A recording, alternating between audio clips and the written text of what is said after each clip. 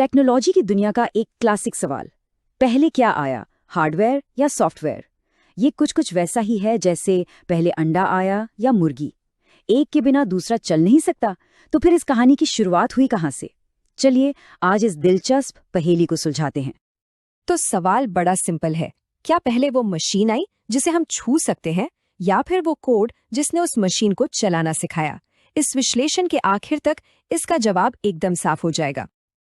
अपनी खोज शुरू करने के लिए हमें टाइम में थोड़ा पीछे जाना होगा, एक ऐसी मशीन के पास जो सॉफ्टवेयर के बिना ही काम करती थी। यही हमारे सवाल का पहला सुराग है।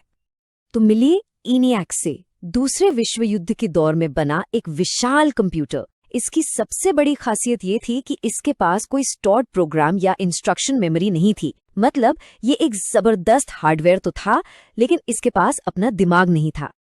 तो फिर ENIAC को कमांड कैसे देते थे?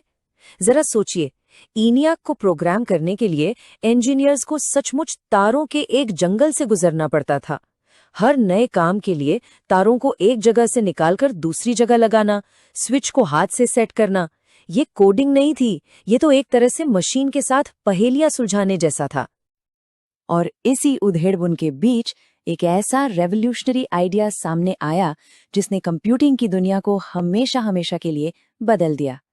इसी आइडिया ने मॉडर्न सॉफ्टवेयर की नींव रखी। और वो कमाल का आइडिया था स्टोर्ड प्रोग्राम कॉन्सेप्ट, जिसे 1945 में जीनियस जॉन वॉन न्यूमन ने दुनिया के सामने रखा। इसका मतलब था कि कंप्यूटर को हर बार फिजिकली बदलने की जरूरत नहीं है। सारे इंस्ट्रक्शंस सीधे मशीन की मेमोरी में स्टोर किए जा सकते हैं। ये गेम चेंजर था, क्योंकि इसने पहली बार हार्डवेयर को निर्देशों से अलग कर दिया, जिससे कंप्यूटर सच्चा फ्लेक्सिबल बन गए। तो सवाल ये है कि अगर ये आइडिया 1945 में आ गया था, तो ENIAC में से यूज क्यों नहीं किया गया? जवाब है वक्त की कमी। जंग का माहौल था और ENIAC को जल्द से जल्द काम पर लगाना था। डिजाइन कितना शानदार है, इससे ज्यादा जरूरी था कि मशीन फटाफट काम करना शुरू कर दे। और बस यहीं से सॉफ्टवेयर की असली कहानी शुरू होती है। ENIAC के कुछ ही साल बाद स्टोर्ड प्रोग्राम वाला वो आइडिया हकीकत बना और हमारे सवाल का जवाब भी सामने आ गया। साल था 1948, ENIAC के ठीक 3 साल बाद, और एंट्री होती है द मैनचेस्टर बेबी की। ये दुनिया का पहला कंप्यूटर था जो सच में सही मायनों में सॉफ्टवेयर चला सकता था, क्योंकि इसके सारे इंस्ट्रक्शंस मेमोरी में स्टोर थे। अब जरा इन दोनों के बीच का फर्क देखिए, ये वाकई कमाल का है। एक तरफ ENIAC, जिसे हर नए काम के लिए फिजिकली बदलना पड़ता था, और दूसरी तरफ मैनचेस्टर बेबी, जो मेमोरी में रखे सॉफ्टवेयर इंस्ट्रक्शन से काम कर लेता था। मतलब तारों को छुए बिना मशीन खुद ब खुद नए नए प्रोग्राम चला सकती थी। ये एक बहुत बड़ी छलांग थी। तो चलिए इस पूरी कहानी को एक नजर में देखते हैं। 1945 में ENIAC काम करना शुरू करता है।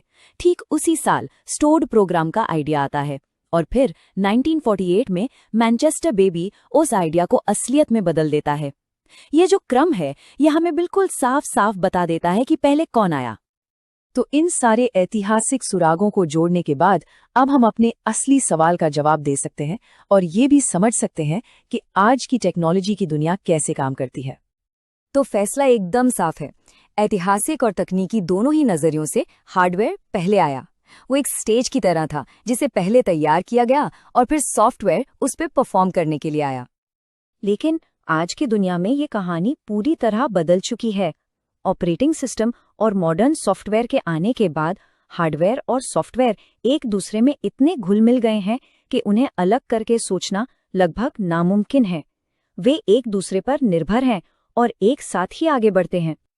तो ये तो तय हो गया कि शुरुआत हार्डवेयर से हुई थी, पर आज जब ये दोनों अविभाज्य है, तो ये हमें एक नए सवाल पर लाता है। कंप्यूटिंग का भविष्य क्या है? क्या हम क्वांटम कंप्यूटिंग या न्यूरल इंटरफेस जैसी चीजें देखेंगे जो इन दोनों के बीच की लकीर को और भी धुंधला कर देंगी? ये एक ऐसा सवाल है जिस पर सोचना तो बनता है।